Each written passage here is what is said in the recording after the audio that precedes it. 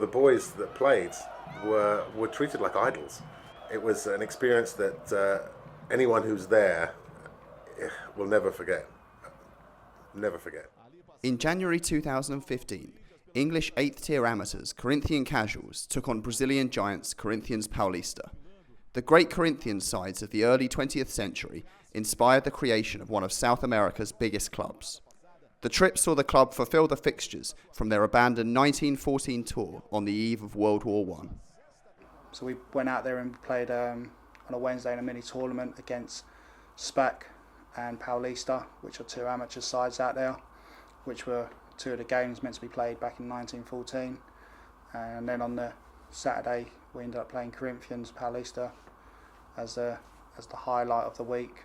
We have a gentleman who's played for our first team, who played for our schools team, a guy called Chris Watney, who went to Brazil in 2001 with the team when we were invited down then, and has ever since wanted to recreate that, but do it in a way that was more akin to the modern world. One of the things that I really loved was we managed to talk, or Chris managed to talk Paulista into letting us train at their Arena Corinthians, where England played Uruguay in the World Cup, on the Friday, and he managed to organise it so instead of these fans who wanted to come along and watch would pay money, they got in for free as long as they bought 1 kilo of non-perishable food with them.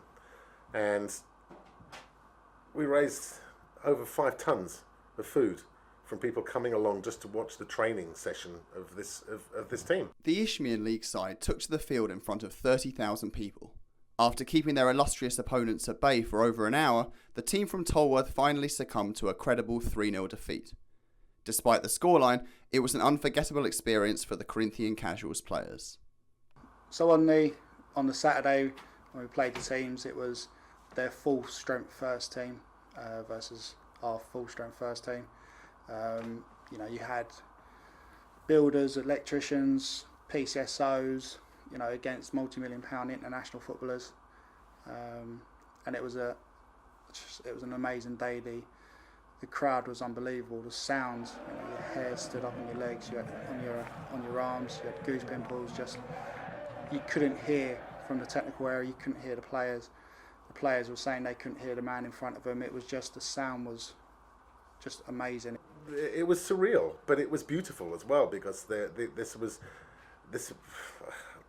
I hate to use the word, but it was family. It really was family. They took these boys to their hearts as their own children.